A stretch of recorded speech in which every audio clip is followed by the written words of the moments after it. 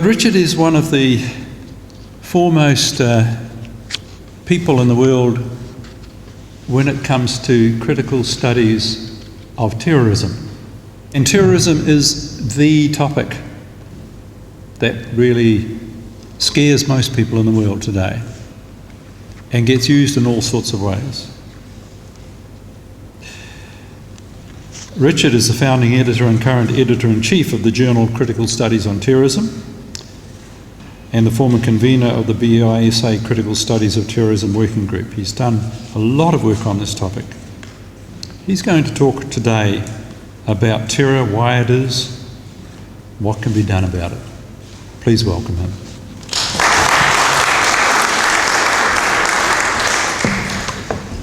Thank you very much for that welcome. Makes me feel like I'm coming to be with friends, but I'm also delighted to be in this lovely building. I haven't been in here before, but it's such a wonderful, wonderful place. And thank you for the opportunity to come and speak. Now I'm going to try and summarise for you what I normally teach my students over an entire semester. So please excuse me if I rush through things a little, and I'll try to keep to time as much as I can. But I want to talk about terror. Why is it used and what can be done about it? And the first question that we have to ask is, why is this such an important question? And it is incredibly important because it's a matter of life and death. I mean, we've heard in the news recently about this New Zealander that was killed in the Yemen in a drone strike. So there are covert military operations, and as well as all the wars that have taken place in Iraq and Afghanistan. There's extensive targeted targeted killing campaigns in Pakistan, Syria, Somalia, Yemen, Philippines, Georgia, and elsewhere that have happened. Thousands of people have been killed. So if we add to that, you know, all the people that have been tortured as terrorist suspects and rendered to disappear into the global network of black sites, as they call them, this is a topic of life and death. It really is for some people. But if we look more broadly, since 9/11 in particular, counterterrorism has seen the expansion of militaries around the world, the expansion of military bases by the United States, huge increases in military assistance programs. There's been a major expansion of intelligence and cooperation and international cooperation on capturing and rendering terrorists. There's been as we now know, there's been a massive surveillance program that's been underway for several years, looking at everybody's data online. There's been a huge increase in the private security sector. A study in 2010 identified something like 1,200 government bodies and nearly 2,000 private contractors who are now working in counter-terrorism in the United States alone. There's a whole new series of new actors, such as the United States Department of Homeland Security, which has 180,000 personnel. There's been new laws. The United Nations Resolution 1371, just after 9/11, said that every country in the world had to renew its counter-terrorism laws. And so they then set up a committee to make sure that everyone was putting in or renewing their laws. And then we've seen the institutionalization of new security practices, you know, whenever we travel, or in policing or banking regulations, immigration laws, and so on and so forth. And so there's been this vast investment, probably somewhere in the realm of about $3 trillion, if you count it all up, in counterterrorism.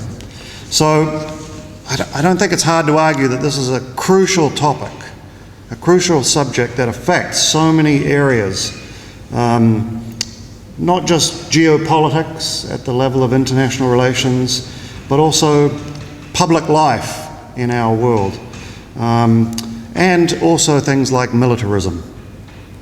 So what I'd like to do is is just briefly discuss 4 key questions. What is terrorism? How great a threat is it?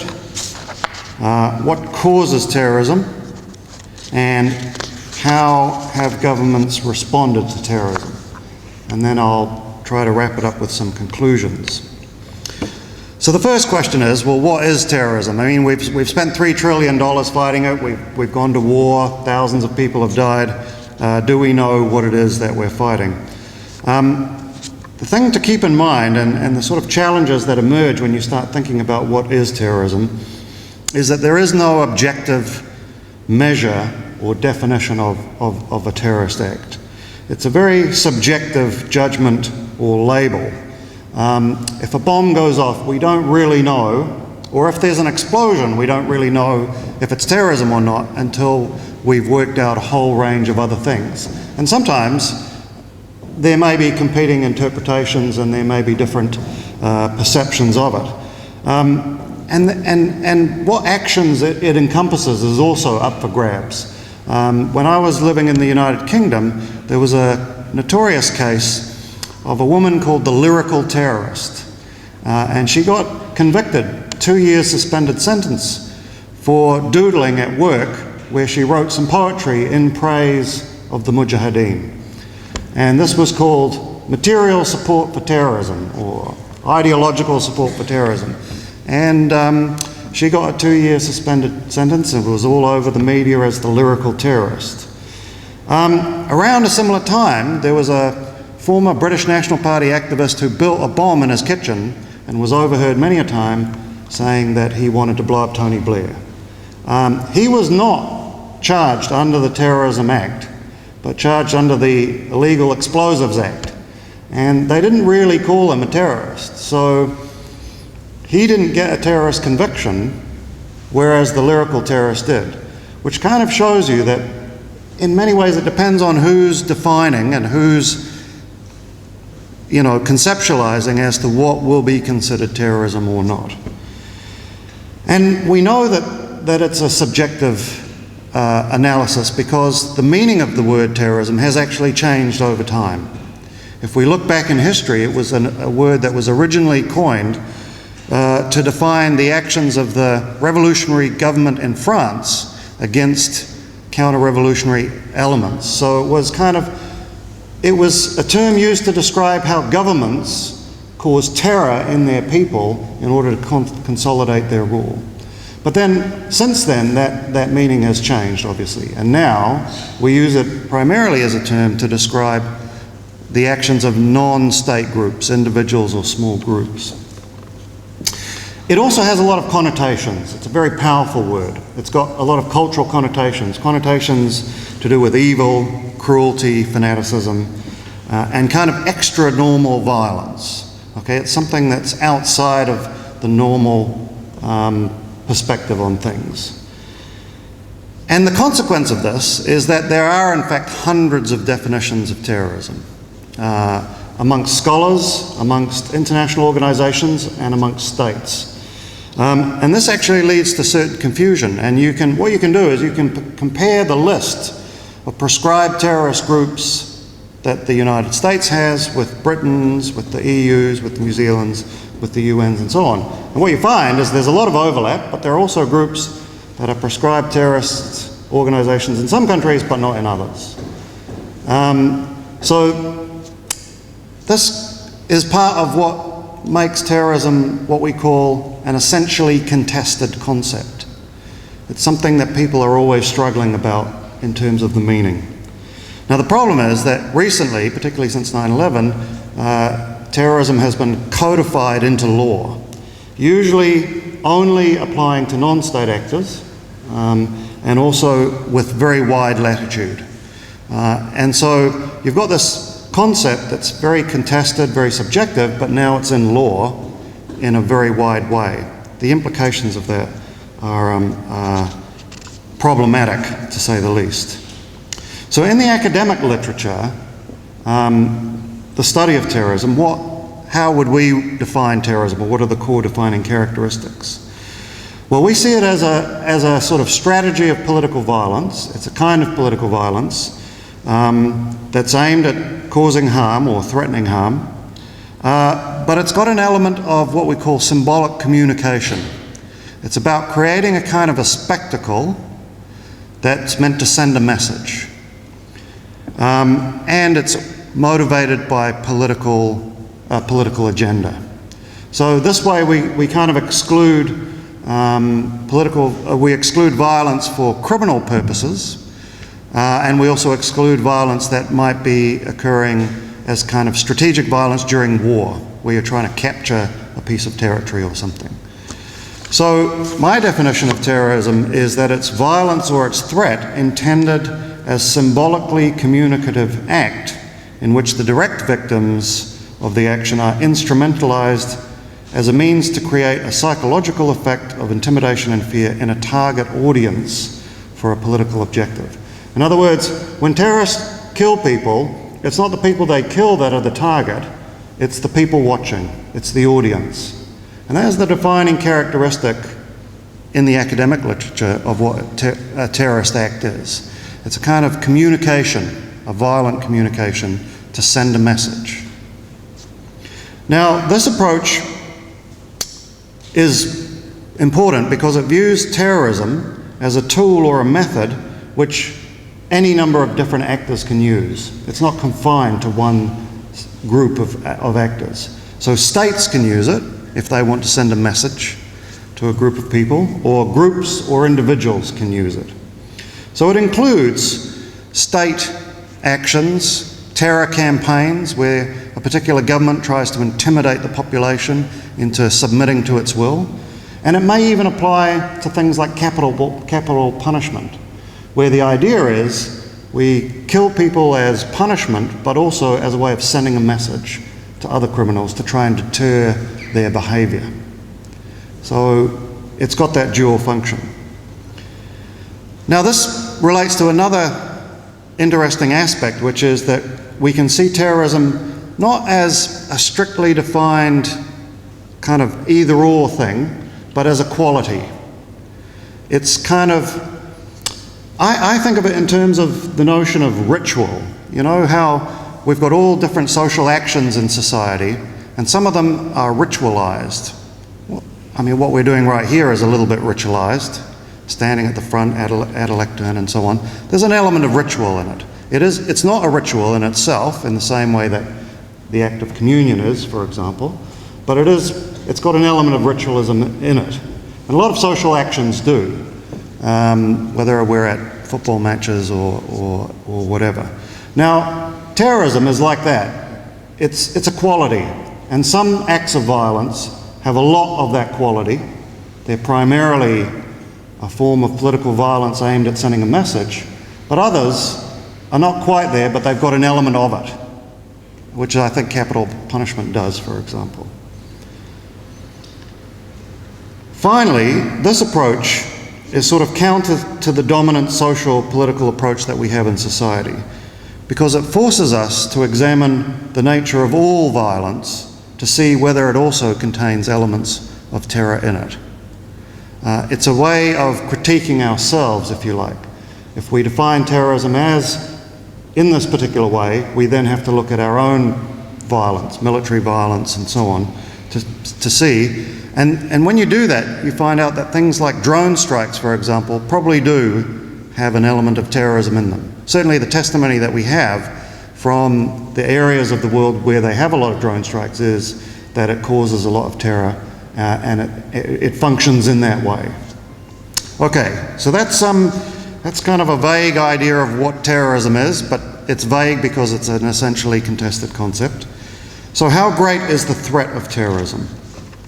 Well, the first thing we have to do is we have to think about how do we measure the threat? What do we use to assess it? And there's been a change. It used to be that we measured threats and risk in society using empirical measures, developed primarily for the insurance industry. So we'd look at how many cases of such a certain thing occurred over what time period in order to work out the risk of that. But then along came environmental science and what we call the precautionary principle.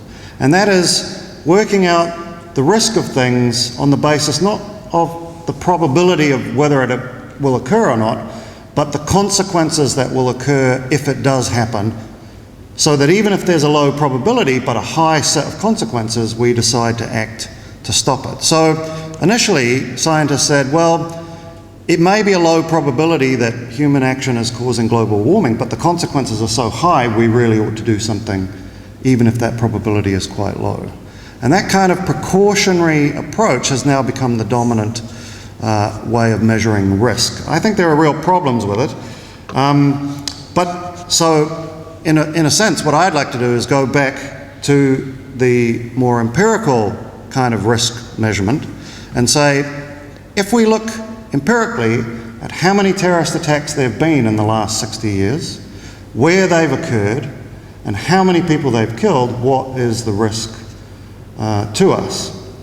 And what's interesting is that quite a lot of work's been done on this, and as you can imagine, I think the risk of being killed in a terrorist attack for any one of us, for example, is probably lower than the risk of choking to death on your lunch or drowning in your own bathtub.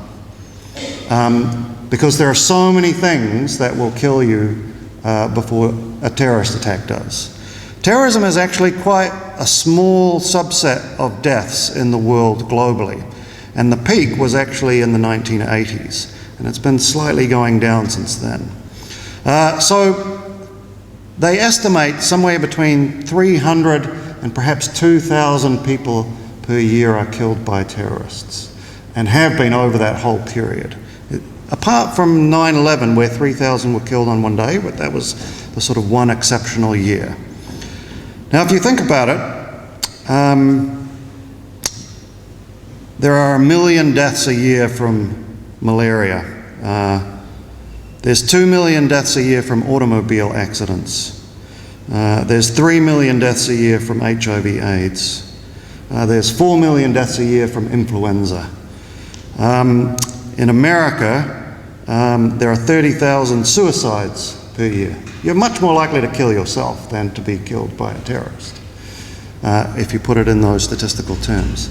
And then, if we think about where most terrorism takes place, it actually takes place in a very small set of countries, primarily. And even within those countries, if we map where it takes place, it primarily takes place in capital cities or large cities, not in rural areas. So the reality is that terrorism is actually, statistically speaking, and in terms of evidence, and in terms of the normal way we used to measure risk, an incredibly tiny risk. It's very, very minuscule. Certainly much less than crime, and much less than the proliferation of small arms, which kills 500,000 people a year, for example. And certainly much less than domestic violence. Domestic violence kills probably 10 times more people than terrorism does. So how do we explain the gap between the perception, because I should add that consistently polls have shown us since 9/11 that people put terrorism as one of their greatest fears. Even in the most rural parts of America or elsewhere, people rank it very highly as something they're greatly afraid of. And that fear has stayed at quite a high level for quite a long time. So how do we explain the gap between the reality and the perception of the terrorist threat? Well, first of all, there's a very powerful media effect. And we know this because we have the same situation in terms of crime. I don't know if you know, but for 25 years, crime statistics have been going down, but the fear of crime has been going up. And that's because the media, whenever they give lots of coverage to violent crimes in particular, it creates broad social fear. Now, we know that terrorism gets a lot of media attention, which then elevates the fear, and it's out of sync with the actual risk. There are also psychological explanations. At a certain level, because terrorism is about the deliberate targeting of individuals, there's a heightened fear of that. Even though your risk is much higher of dying in the car on the way home, because that's not someone deliberately trying to kill you, you don't fear it as much.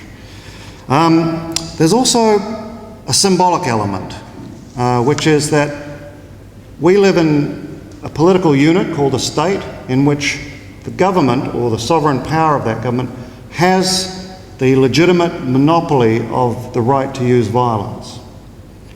Terrorists challenge that right, and so they symbolically raise a fist to the state. So the state sees that symbolic challenge as something very, very serious, so they have to respond. That's why the state is willing to spend, hundreds of millions fighting terrorism, but really underfund domestic violence programs, even though far more people will be killed in domestic violence. Domestic violence doesn't challenge the symbolic sovereignty of the state in the same way, therefore it's not afforded the same priority. I would add also that there's this adoption of the precautionary principle has created what I call an epistemological crisis, which is that we've let our imaginations run riot, and we think we just don't know what the terrorists are up to. We don't know where they are, what they're doing, what they could be planning. It could be catastrophic. And because of that, because we've embraced that unknowing, instead of looking at history and saying, well, what have terrorists done in the past? What do they usually do? We've said, actually, you can't predict anymore. They're so unpredictable. So now we're just in a panic. They could be anywhere at any time doing anything. So we have to fear that all the time. It's a kind of condition of waiting for the next terrorist attack that's come to our society. And then finally, there are some vested interests. Because counterterrorism is so profitable, $3 trillion is a lot of profits to a lot of different actors, but there are also there's political capital to be gained through the fear of terrorism. You can pass laws on surveillance, for example, or whatever, by saying, look, Al-Qaeda's in New Zealand. We don't know, they could be everywhere. They could be planning an attack. And the fear that people have means that they won't object too greatly to that. So there's a lot of interest involved. Now, a wee small caveat here, but this is a way of challenging the way we think. While non-state terrorism is a very small risk, state terrorism is actually quite a big risk. If you look historically, in the past 100 years, 200 million people have been killed by their own governments. Through disappearances, torture, targeted killing, repression, deliberate production of famine, and so on. So state terrorism, as practiced in lots of countries around the world, is actually a genuine threat to a lot of people's lives, millions of people's lives. And you only have to read the reports of Amnesty International and Human Rights Watch and so on to see how many people around the world are living under extreme terror from their own governments. So while we fear non-state terrorism, which is actually a very minor threat, there's actually a lot more people who really fear state terrorism. So, question 3, what causes terrorism? And here I just want to give you my impression that there are some things we have to think about before we try and answer this question. The first thing is that I think there's a kind of a taboo about knowing what really causes terrorism in case it's us, right? So in case it's something that we're doing to provoke them, we don't actually really want to know what the causes are. And so what's happened is, and I've noticed this amongst my colleagues as well, that there's a lot of searching for factors that are outside, that are external to our own policies, to our own practices, and so on. We look for it in religion, their religion. We look for it in their lack of democracy. We look for it in their ethnic conflicts and their identities. And we don't really think about the way in which perhaps it's a response to what we're doing. And there's an interesting case study here, which is that in 1996, or I think it's 96, a conservative think tank in America, the Cato Institute, produced a study called "What Causes," something like, what are the causes of anti-US terrorism? And it was based on the Pentagon Science Board making a statement that a lot of anti-American terrorism was caused by American military intervention. And so they wanted to test this out. So they did this humongous study, and what do you know, they found that there was a strong and direct correlation between American military intervention and anti-American terrorism. And the conclusion to that study said, if we want to reduce terrorism against America, we should stop militarily intervening overseas. I mean, and that seems so obvious, but that study has never gotten any traction. No one wants to know it. Not even scholars that I know of want to try and reproduce it or check it or test it further. Instead, they look for other factors such as how religious are the attackers, and are they Islamic, and so on. So to me, this is a kind of indication of this unwillingness to look a little bit closer to home. But anyway, when we want to understand the causes of terrorism, we have to think about some different things. First of all, we have to think about the difference between the leaders of groups and the followers. Because the reasons why groups choose to use terrorism in a particular historical situation might be quite different from the reason why individuals choose to join a terrorist group. Secondly, we have to think about different causes for different types of terrorism. So obviously the causes of non-state actors using terrorism are going to be different from the causes of state actors using terrorism. And then there's also a difference between states that are very powerful and the reasons why they would use terrorism, and states that are very weak who might use terrorism for a different reason. We might also think about the difference between groups that are nationalist in orientation, that are fighting for their own country, their own nation, and groups that are ideological in nature, that are trying to fight for a revolution, for example. Or groups that are fighting to preserve the status quo, the right-wing terrorist groups who want to protect a certain way of life. So there might be different causes for different types of groups. There's also different types of causes. There's the kind of immediate triggers, and then there are background sort of enabling causes. And then finally, we ought to recognize that particularly non-state terrorism or non-state violence is always part of an interaction. It never comes out of nothing. You know, a group of perfectly happy people don't just wake up one day and think, let's go and blow something up for no reason. It's almost always part of an interactional cycle of government, usually government repression, followed by some kind of protest, followed by further government repression, protest, repression, and then eventually the protesters think, this protest is not working, we need some direct action. So it's a kind of relationship that goes on. It's a cycle of action and reaction. Okay, so what causes terrorism? Well, first of all, what does not cause terrorism? Mental psychopathology does not cause terrorism. They've done plenty of studies on terrorists. They found that psychologically they're as normal as you and I. Unlike criminals, for example, who, if you survey a prison population, you find high levels of depression and schizophrenia and all kinds of usual psychological things. The population of terrorists are actually defined by their normality, is what psychologists tell us. Religion and fanaticism does not cause terrorism. While it's true that religious actors, certain terrorist groups use a religious language, that language is the frame in which they articulate their political grievances. But there is no correlation between increased religiosity and the turn to violence. In fact, some research shows that it's the opposite.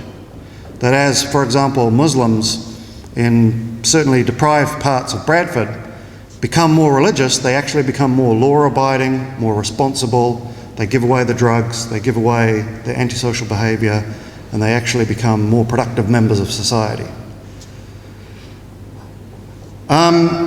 In short, there's no such thing as a terrorist profile. There are as many pathways for individuals to joining a terrorist group and being involved as there are individuals. However, we do know that there are some factors that are associated with non-state groups choosing to employ terrorism.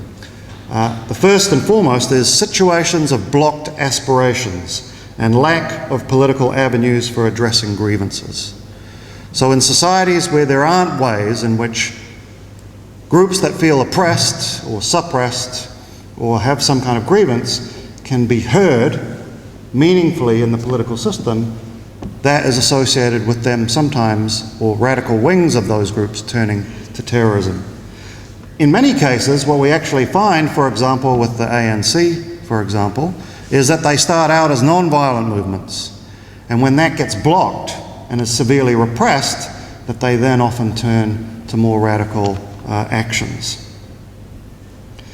There's been a big study which has found, as I mentioned, along with the Cato Institute study, but another one by a man called Robert Pape at Chicago, that military intervention by outside powers causes a lot of terrorism. If you look at a lot of the terrorist campaigns of the last 50 years, they occurred in places where people at least felt they were being militarily occupied. And Northern Ireland is an example. You know, lots of British troops on the streets, they felt they were under military occupation. It was a way of fighting back. In some cases, it's actually a kind of rational strategic choice. If your group is fighting a more powerful military, it makes no sense to confront them directly. They're just going to beat you every time. So what you do is you take a more surreptitious strategy, which is terrorism. You plant bombs, you assassinate people, you try to create a psychological effect which is greater than the physical strategic effect that you can actually have because of your small numbers and your lack of resources.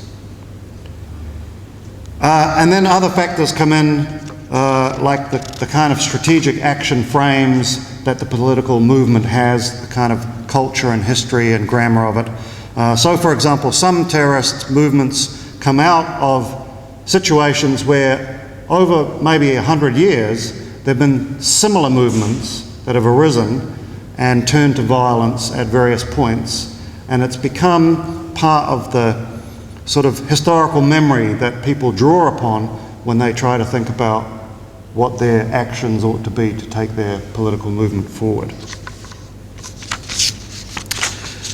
So that's groups, but when it comes to individuals choosing to employ terrorism, we find that the individuals who join terrorist groups have a similar kind of profile to people who join the military. Often there's actually idealism involved. They want to fight for their people, for their cause. And in many cases, there's family and friendship ties. So they follow their brother or they follow their friends. There's a group of friends and they all decide to join together. Interestingly, this study that I mentioned by Robert Pape examined all the suicide bombers from 1980 to something like 2006. He found all the information on every single suicide bomber that he could, about 400 and something of them. And what he found was that the kind of, if there was a profile that you could apply, it was that they were kind of middle class, better educated than their peers, with a sense of idealism, and usually in a situation of political grievance. And he actually compared them to Greenpeace members. He said, they're very similar in outlook and everything. The only difference is they've chosen to use violent means to achieve their political goals rather than non-violent actions, which I think is quite interesting. Okay, what causes state terrorism? Why do states use terrorism so much? Well, it's not the lack of democracy, because democratic states, we've got a lot of documentation that they've been involved in plenty of state terrorism. But some of the reasons why states employ terrorism are similar to the reasons why they also employ war and intervention and repression.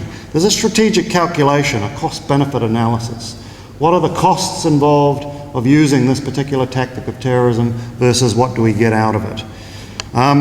In some cases, particularly for weak states, the use of violence and the use of terror is a way of consolidating power when you're not sure that the democratic process is going to really work, when the institutions are weak, and therefore you want to rule by fear, because that's the only real strategy, and it's the easiest strategy. It's the quickest one you can deploy. There's also, factors like strategic culture and history. States often have a history of using extreme violence. And then what we've seen, particularly in the war on terrorism, which in many ways, in some cases, have become a war of terrorism, where states actually use terror to fight terror, this idea of the state of exception and a kind of erosion of moral values. The argument that we're fighting such a terrible threat that, in fact, we have to fight dirty with them in the same way. We'll never defeat them unless we take the gloves off, which is what Rumsfeld said after 9/11. Okay? Unless we get into this dirty war with them, they will win. So therefore, we have to fight in the same way that they do. Okay, sorry, I'm running over time here. How should we respond to terrorism? Well, there are four main ways of responding to terrorism. First of all, the use of force. And here we're talking about using military force or paramilitary force, targeted killings, special forces operations, and basically war on terrorism. Another main group of methods for responding to terrorism involves intelligence and policing. And this is where you have intelligence gathering operations, including mass surveillance, which we've seen in the last few years, psychological operations, but then also things like community-based counter-terrorism policing, which interestingly has been proven to be one of the more effective ways of dealing with terrorism. Then there's homeland security approaches. Now this is about enhancing the state's resilience to and protection from terrorism. And this is critical for infrastructure security measures, targeted immigration controls, counter-terrorism legislation, strengthening security practices in all areas that we've mentioned. And then finally, conciliation and dialogue. And this is about using economic sanctions or public diplomacy initiatives, hearts and minds campaigns, or even negotiation, direct negotiation, either in secret or in public with terrorist groups, or engaging in political concessions and political reform in order to try and deal with the grievances that generate the terrorism in the first place. Now, what do we know about what works and what doesn't work? There have been quite a few studies done. It's a growing area of research. And what we know is that force and counterterrorism doesn't really work.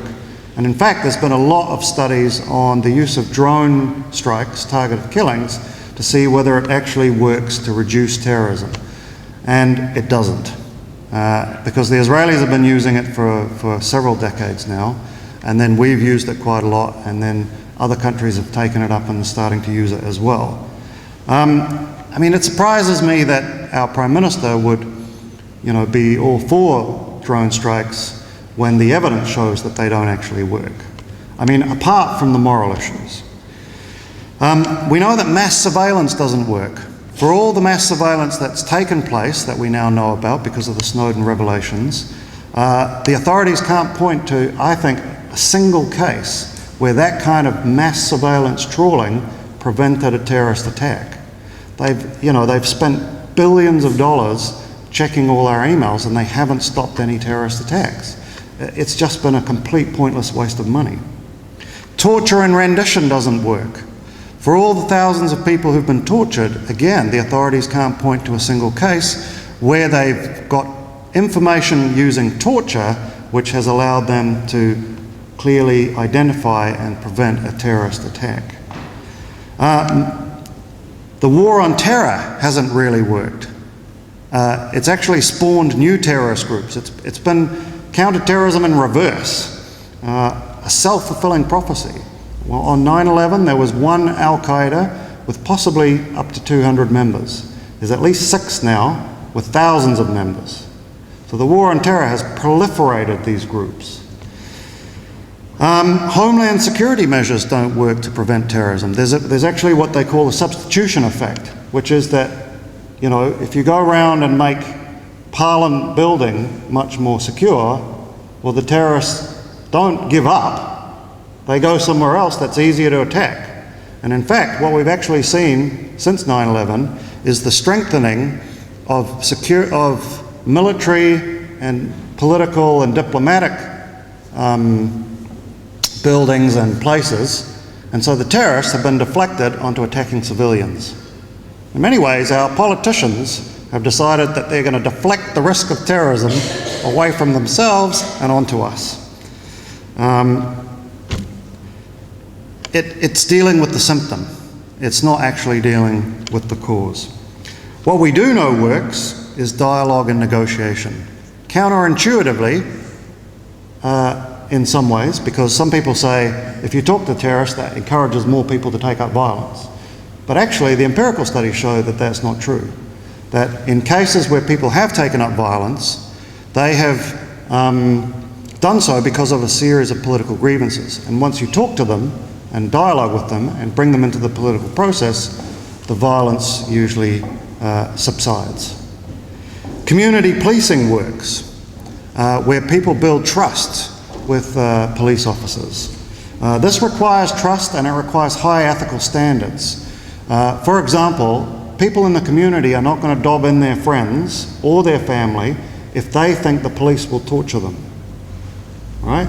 If they think the police will uphold high moral and ethical standards of behaviour, and they trust them to do that, they might dob people in and give information that will lead, but otherwise they won't. And we know that reforms and dealing with grievances also works to reduce terrorism. I was going to go into great detail explaining to you what a disaster the war on terror has been, but I probably don't need to. Up to 1 million people have been killed in the war on terror. Trillions of dollars have been spent. Violence has been proliferated around the world. Arms manufacturing has increased. Militarization has increased. Thousands of people have been tortured. The morality of our societies has changed. They've done surveys from pre-9/11 to post-9/11, and they found people are more tolerant of torture, for example. It's been an absolute disaster. So, in conclusion, how should we respond to terrorism? What's an ethical and more effective response? I would argue that first of all, we ought to respond with caution. Caution in invoking the terrorism label in the first place, recognising the consequences of our language, the legal, ethical and social consequences of using that term, the way it creates more fear, the way it erodes moral standards. If we do use it, we then ought to be consistent in terms of applying the same values and definitions to our own actions and the actions of our allies. If we call something terrorism, and then what we do is the same as that, we ought to call it terrorism as well. Or if our allies do, we ought to call it. I think we ought to focus on root causes rather than symptoms. We ought to look at the grievances and why people would choose, and groups would choose, to use this kind of violence. What drives them to it? What are they actually trying to achieve? We ought to prioritise dialogue and conciliation and reform rather than immediately and reflexively always looking to use force and counter-violence. And then finally, if force and policing is needed, it should be strictly according to 3 principles. First of all, proportion. It ought to be proportional to the actual threat. So we ought to say, what is the actual threat of terrorism, and is this measure that we're enacting in proportion to that threat? I think you'd find that 90% of our counter-terrorism measures would disappear if you use that principle. Legitimacy is the second principle. That means maintaining legal and ethical standards and moral values. The measures that we take ought to be legitimate. Torture is not legitimate. Targeted killings are not legitimate. Going to war against entire societies because of terrorism is not legitimate. Mass surveillance is not legitimate. And then finally, we ought to use the principle of effectiveness. What do we know works? We should be driven by evidence rather than intuition or the desire for revenge or pandering to popular need for being seen to act. And I think if we stuck to those principles, our counter-terrorism wouldn't result in so many injustices, it wouldn't reinforce the cycle of violence, and it would be a lot more effective. And I'll finish there. Thank you.